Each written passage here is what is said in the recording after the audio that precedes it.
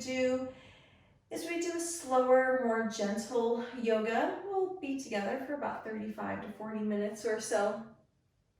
If you have a block or two, it's always a wonderful addition to our practice. I thought we would do some gentle movement, kind of wind down the day, maybe move into some yin yoga where we'd hold some poses for longer periods of time. That's my thoughts, so that's what I'm going to have us do. Let's start in a standing position. Wherever you're at, go ahead, stand up. Take any organic movement that you feel like the body might need, just some bends, maybe some twists, maybe some moving of the neck, of the legs, whatever feels good to you. And then whenever you're ready, let's come to a place of stillness. Let's let the feet be about hip distance apart. Let the shoulders be right over the hips stacked right above the ankles.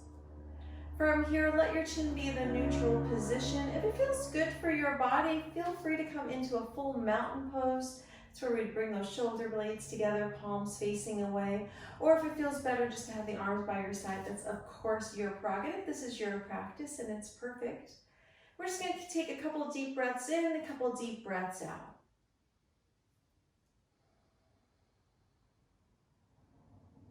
As we start to take these full rounds of breath, breathing in and breathing out, I want you to draw to mind something that was inspiring to you today, something that you would like to spend some time in your practice reflecting on.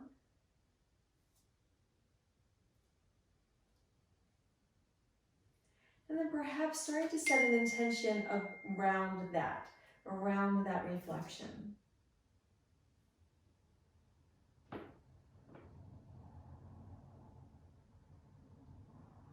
When you're ready, on your inhale, let's bring our hands all the way up towards the sky. As we exhale, prayer hands are going to trace down the front of our body, coming into a fold.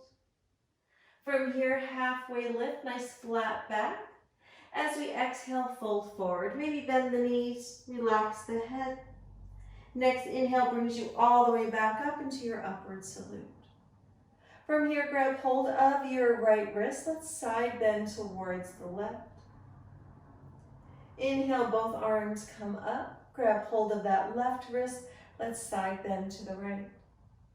Inhale, both arms come up. As you exhale, press the hips forward just slightly. Cactus the arms, small back bend. Inhale, both arms come all the way up. Interlace those fingers together. Point your fingers are out. As you exhale, trace a line down the wall in front of you, coming into a fold.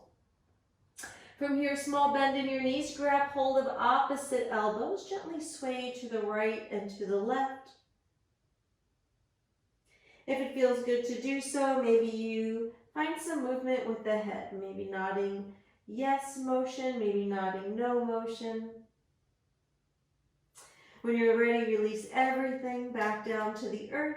We're going to rise all the way back up into our upward salute. As you exhale, big T-shaped twist towards the left. Inhale back into a neutral position. Big T-shaped twist to the right on your next exhale. Both arms come all the way back up. From here, maybe bringing the hips forward just a little bit more, trying to keep those biceps in line with the ears. Feel the feet grounded to the earth. Feel the fingertips being pulled towards the wall behind you. So maybe it's towards the ceiling, maybe that space between the line and the ceiling and the wall. So nothing major here. When you're ready, bring yourself back up to that neutral position. Come back into your mountain pose. We're going to take 3 rounds of breath, and from here, I want you to draw to mind that intention that you just set.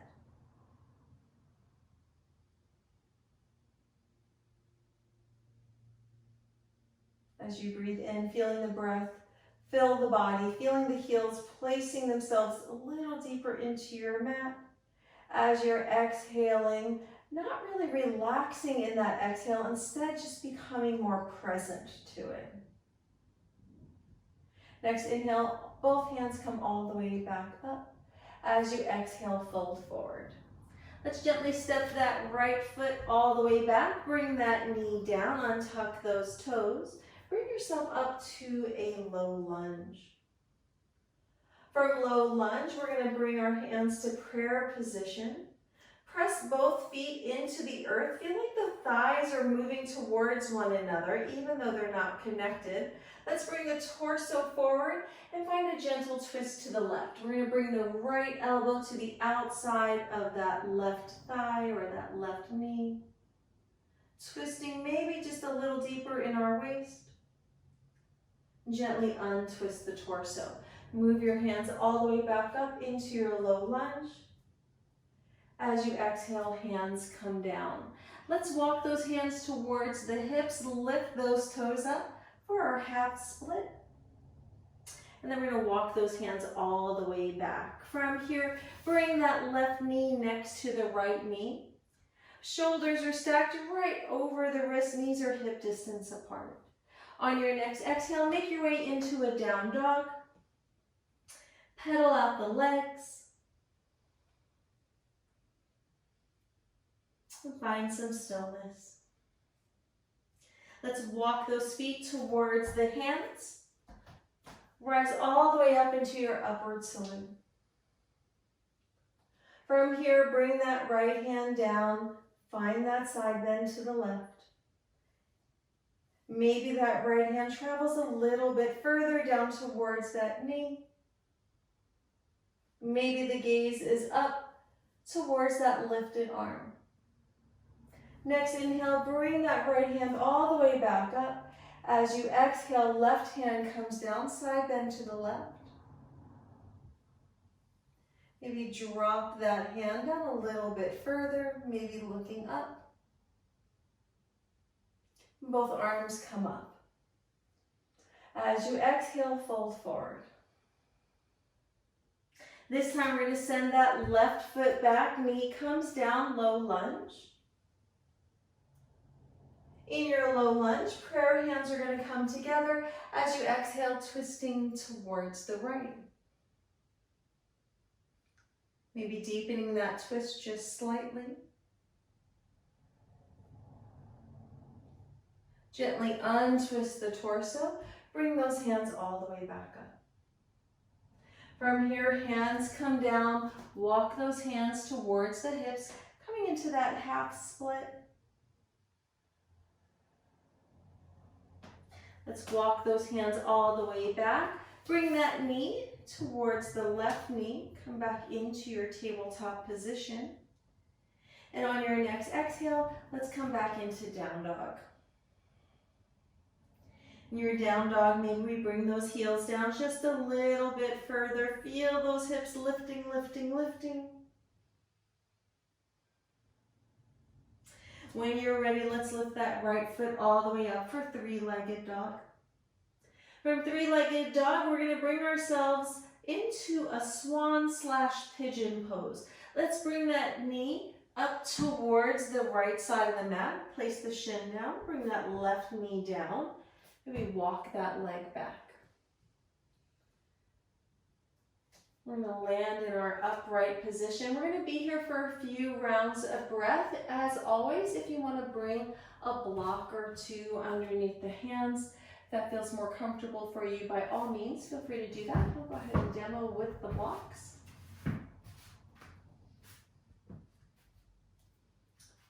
So I always say how much I really enjoy the blocks, especially if you have the two blocks here and you place one block under each hand. That really does have a certain way of evening out the hips that feel very different, or can feel very different than just hands on the earth. Now from here, maybe we come down to the forearms. Once you've landed, again, just checking in with the hips, making sure the hips are even, or as even as they can be.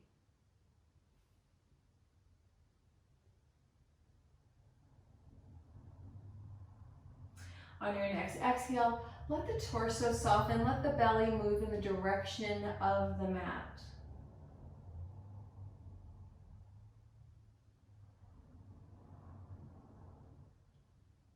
And starting to notice here, are you holding any tension in your jaw? Is there anywhere that you can soften in the face? Maybe that space in between the eyebrows.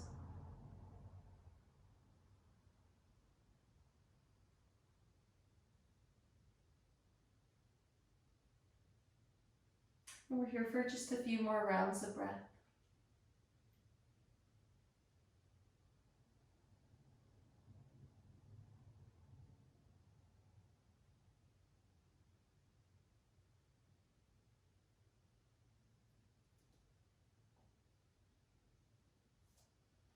We're going to gently move this away from a yin posture into a yang posture. The way that we're going to do that is we're going to become very aware of this front leg, this shin that's on the earth. What I want you to do, as you're pressing, I want you to think about pressing into that shin and then bringing the torso up. So letting that be what carries you. So maybe you bring the arms behind you to do so, or maybe just come back up to your hands, whatever feels best. From here, we're going to curl the back toes under, lift that knee, make your way back into your down dog. Maybe you pass through three-legged dog to get there. Because I utilize the blocks underneath my hands for this, for that right side, I'm going to just keep the blocks under my hands for my downward facing dog. I definitely want to encourage you to maybe do down dog with blocks under your hands. So if you're like me and naturally your hamstrings are maybe a little tighter, that the heels come off of the earth, when you bring blocks under your hands, it allows the heels to come down further. From here, when you're ready, let's bring that left leg all the way up, three-legged dog. We're going to bring that shin forward. Walk that right leg back if necessary. Coming back into our upright swan/pigeon pose. So I've said this before, but it's the same posture. The reason why it's called different things in the yin and yang practice is that our yang practice, we really are paying attention to the alignment of the body, how we're stacking things. In our yin practice, we're not paying quite as much attention to that. Instead, it's really just about the natural curves of the body, just the body as it is, and letting us come to a certain space.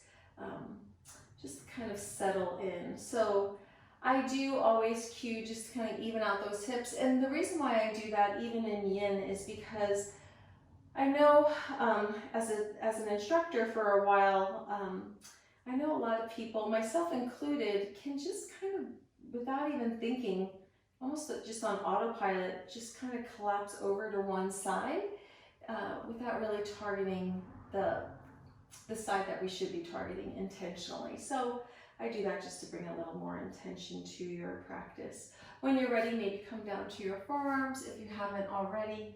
Again, once you land, think about those hips. And of course, I say this all the time, but noticing this side versus the first side. Is this your more challenging side? Is this the side that feels easier? Or maybe they feel exactly the same. Again, just noticing, always paying attention.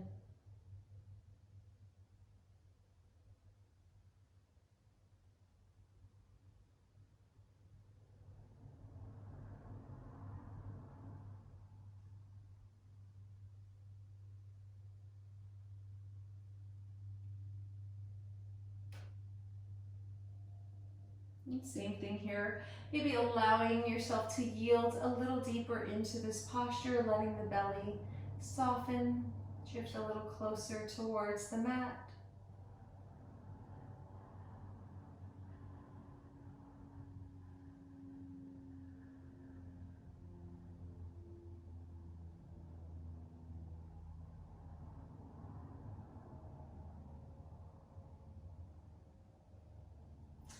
And then when you're ready, let's gently bring ourselves back up to our hands. We're going to make our way back into our downward facing dog.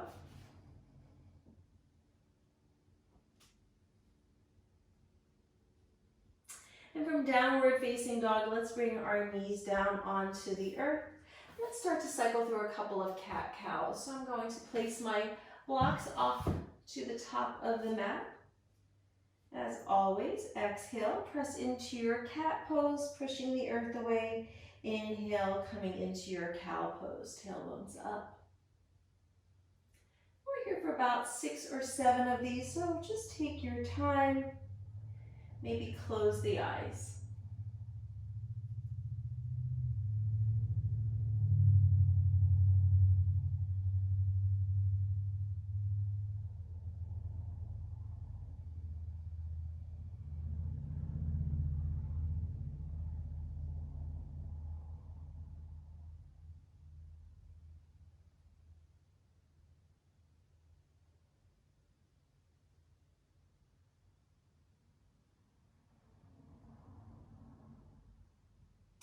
Any organic movement that feels good and nourishing to your body.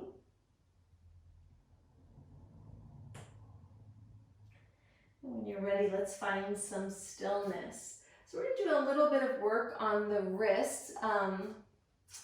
In my neighborhood, pickleball is a huge thing right now, and I've started playing myself, so my wrist could definitely use a little help here. So what we're going to do is we're going to start just by making some circles with the heart, whichever direction that you like.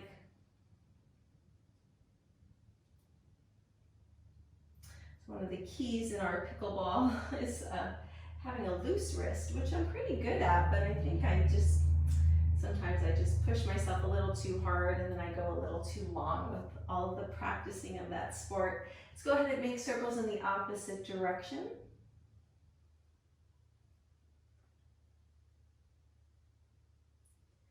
When you're ready, we're going to find some stillness coming back into your tabletop position. Let's curl our toes under, walk our hands towards our thighs. We're going to come into a toe stretch. So heels are sitting right on top of, hips are sitting right on top of our heels. We want to make sure all the toes are out. And then from here, maybe we come into cow-faced arms. So cow-faced arms, we're going to bring that right arm up and over. We're going to bend that elbow. And maybe try to capture the hand with the bottom hand. You don't have to do that, because again, this is more of a yin type practice here, so less is more. I personally have a little bit of a shoulder injury. Again, the pickleball might be playing a little role in that. So I'm going to keep my hands a little further away. The other thing I'm going to do is make sure that I'm not pressing into my neck. I want my chin to still be in a neutral position.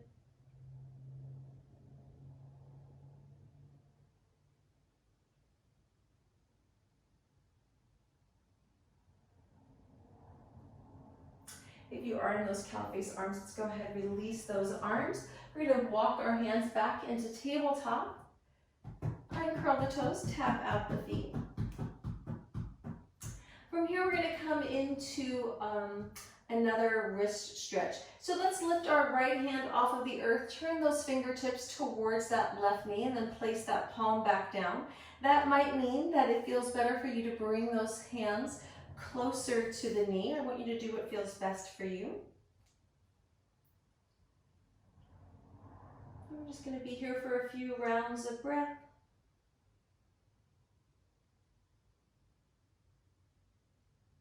So as always, our yin practice, we're focusing on the joints, on the tendons, on the ligaments here.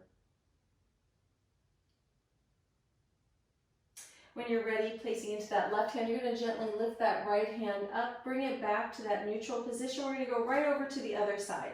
Lift that left hand, turn those fingers towards that left knee. Again, maybe you need to walk those fingers closer. And one side, again, might be different than the other. So just meet this side wherever it's at.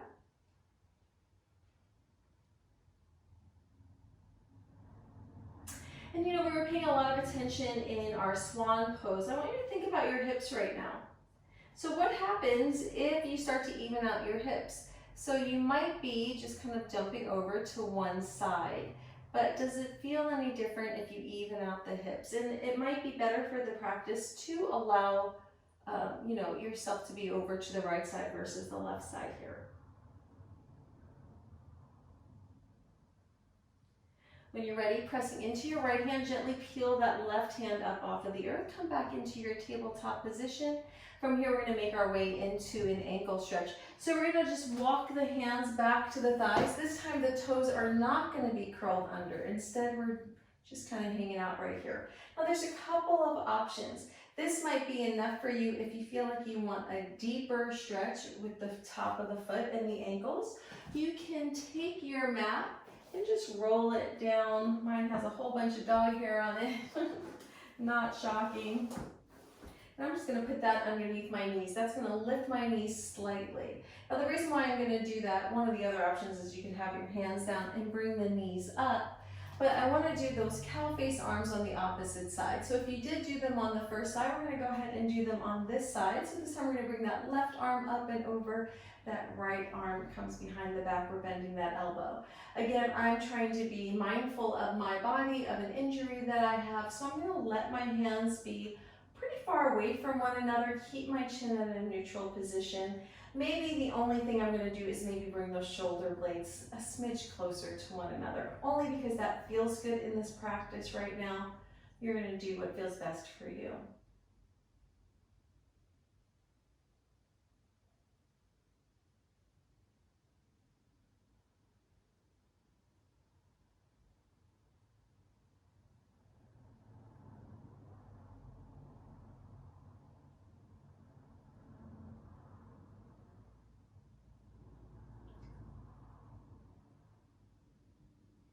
When you're ready, gently release those hands. If you rolled your mat up, go ahead. We're going to lift those knees away, and then we're going to unroll the mat. Make our way back into our tabletop position.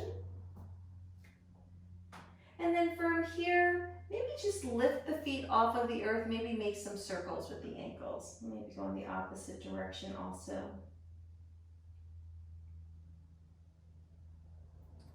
We're going to come into a puppy pose next. So puppy pose looks similar to child's pose, with the exception that in child's pose, we bring the hips down to the heels. With puppy pose, we're going to send the hips up kind of towards where that ceiling and the wall meet. We were talking about that space a little earlier. So maybe walk your hands towards the top of the mat, send those hips up, and just let them land where they're going to land. Head's going to come down to the block, maybe down to the earth. Now, if this feels like it's too much for your shoulders, you can bend the elbows, maybe bring the hands closer to the head, or maybe you just bend one elbow, bringing fingertips towards that opposite elbow.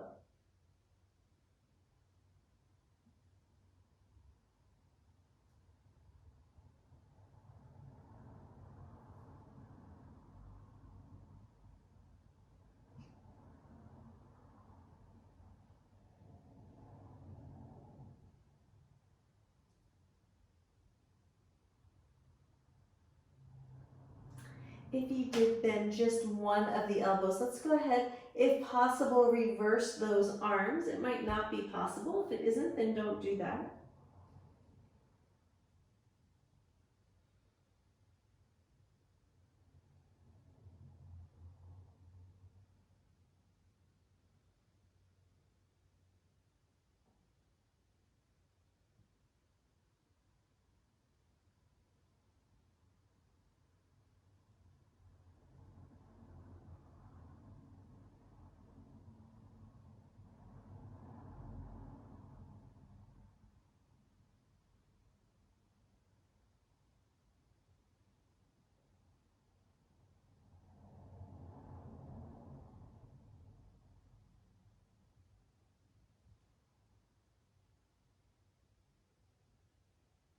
When you're ready, you're going to bring your head away from the earth.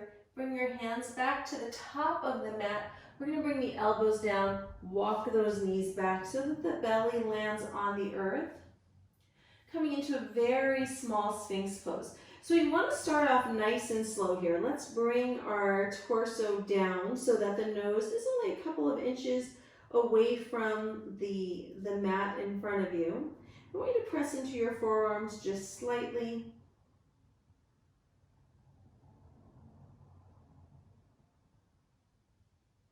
And then from here, again, drawing mindfulness to the forearms. Press into your hands, press into the forearms, and then start to peel the torso up a little bit further. So we're not trying to overdo anything. Maybe you're going to be looking at the wall in front of you, maybe at the screen in front of you. But again, actively pressing into the mat. Not so much that you feel like you are scrunching your face or anything like that, but just becoming aware of the forearms pressing into the earth beneath you.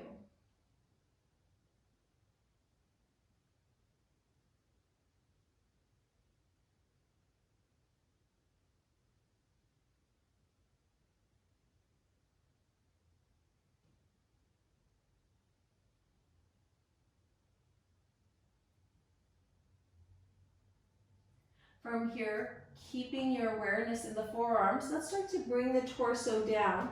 From here, we're going to cross the forearms over one another, bring the head to the top of the hands, bend the knees, windshield wiper the legs back and forth.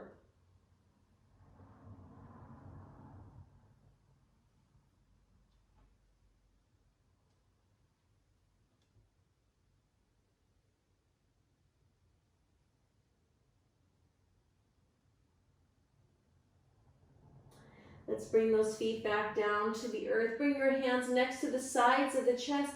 We're going to press ourselves up past tabletop, coming into our child's pose. Child's pose, arms can be long, elbows can be bent. Arms can be out in front of you, or if you want more of like what's called an embryo pose, you can bring the arms long along the sides of the legs. It's your practice. Just figure out what feels best for you here.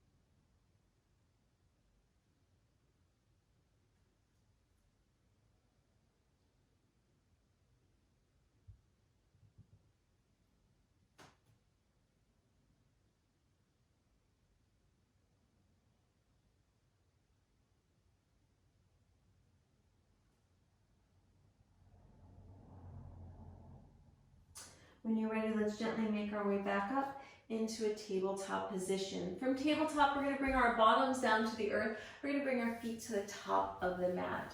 Once we land here, let's go ahead, bring our back onto the earth, and then we're going to bring the knees, feet are going to be away from the earth. The knees are going to be stacked kind of right above the diaphragm, right above the abdomen. And maybe come out into like a T-shaped arm if you have the room for it. Otherwise, whatever you have room for, maybe bringing the hands overhead. From here, let's take our legs and let's bring them all the way over to the right. Bring them down onto the earth. And then if the knees are to the right, we're going to allow the gaze to be to the left. Maybe this right hand places on top of the... If you need to readjust. Apparently, I think I'm laying on something. If you need to bring that right hand to the outside of the left thigh, feel free to do that as well. And you're going to make this as delicious as possible for you. So maybe that means you're going to deepen the twist. Maybe you're one of the people who likes to extend the leg and press through the heel. That's nice for the IT band. Just figure out what feels best. We're here for a few rounds of breath.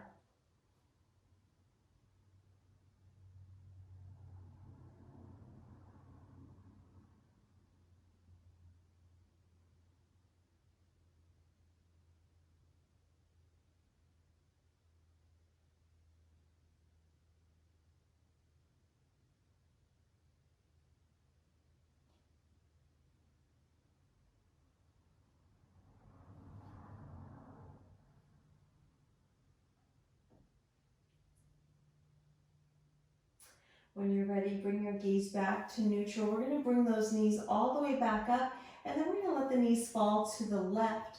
Gaze is now going to move in the direction of the right. Same thing here if you want to deepen or just be more artistic in your twist, feel free to do so.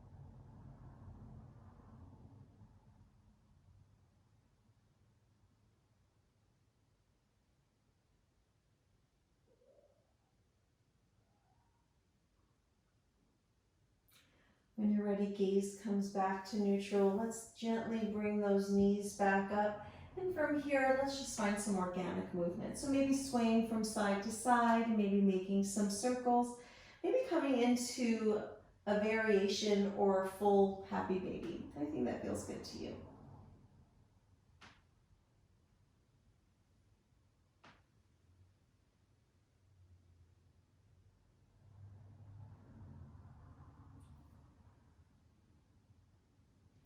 And then whenever you're ready, let's move in the opposite direction if you're making circles. We're here for a few more rounds of breath.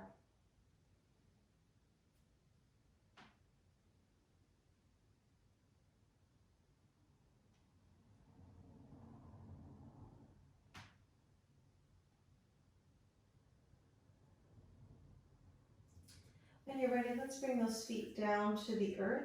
We're going to extend the legs long and we're going to take a full body stretch.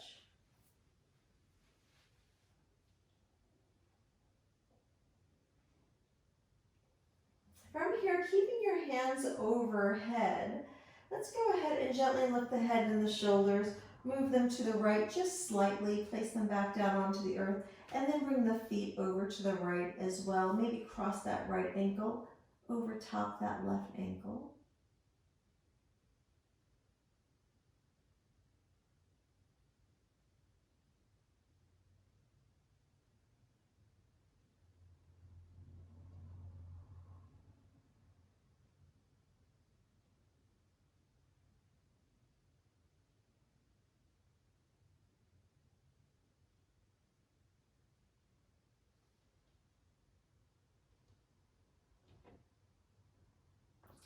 When you're ready, gently releasing the ankles from one another. Let's bring those legs back to neutral. Bring the head and the shoulders back to neutral. Take another full body stretch.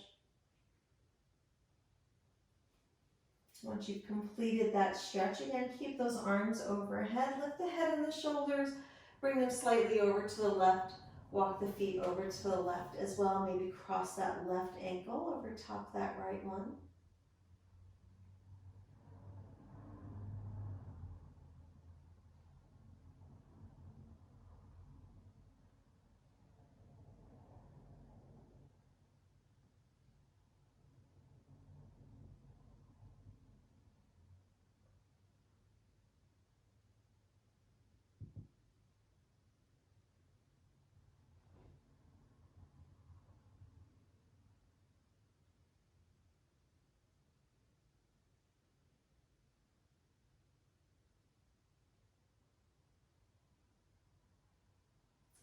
When you're ready, uncross the ankles.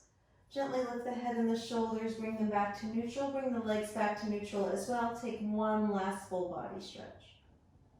From here, we're going to come into our Shavasana. So I would invite you to either be laying down for your Shavasana, or if it feels more comfortable to you, you're going to come to a seated Shavasana.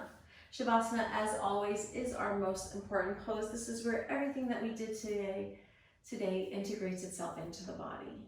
So whenever you feel ready, closing your eyes if that's accessible, coming back to your breath, coming back to your intention.